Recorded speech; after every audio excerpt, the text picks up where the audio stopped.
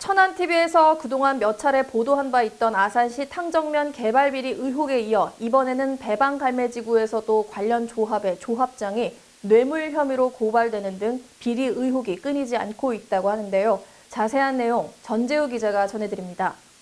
지난 2018년부터 진행되고 있는 아산 배방 갈매지구 도시개발 사업은 배방읍 갈매리 일대 약 58만 6천여 제곱미터의 아파트 5,400여 세대, 인구 12,000여 명을 수용하며 유치원과 공원, 녹지, 복합 커뮤니티 센터 등 도시 기반 시설을 갖추게 되는 사업입니다.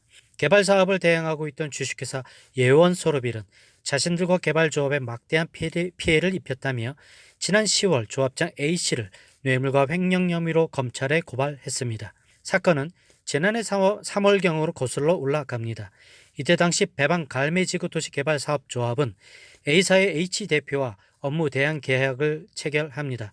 하지만 이 회사와 H대표가 자본과 사업 능력이 떨어진다고 판단한 조합은 계약을 해지하고 올해 5월 예원소르빌과 업무 대행사 계약을 체결합니다.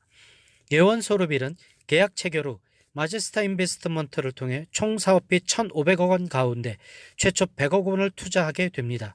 이후 2025년 12월 준공을 목표로 개발이 진행 중이었습니다.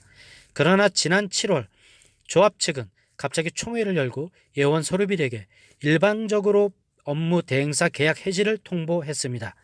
이후 앞서 계약을 체결했던 A사 H대표와 다시 계약을 체결하는 이해할 수 없는 상황을 만들었습니다. 예원소르빌 측은 강 조합장이 자신들과 계약을 맺기 전 A사와 계약을 체결하는 과정에서 관련 업체 등으로부터 약 7억 원의 뇌물과 30억 원 상당의 자금을 이용했다는 사실을 H대표가 악용해 자신들과의 계약을 끊고 A사와 재계약을 하게 된 것이라고 주장했습니다.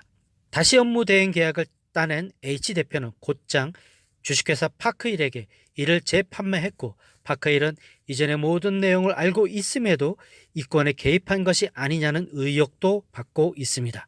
이와 같은 일이 벌어진 것과 관련해 조합원들은 이러한 일이 벌어지기 전까지 자신들은 아무것도 모르고 있었다면서 조합과 조합장의 투명성에 대해 강조했습니다.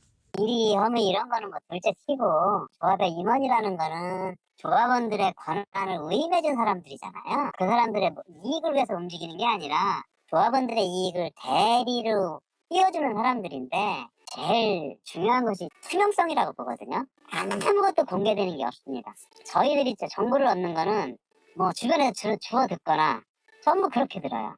끊이지 않고 있는 아산의 부동산 개발 비리 의혹과 함께 개발 비용도 기하급수적으로 늘어나고 있는 상황에서 조합원들의 금전적 피해는 앞으로 더욱 늘어날 것으로 예상되고 있습니다.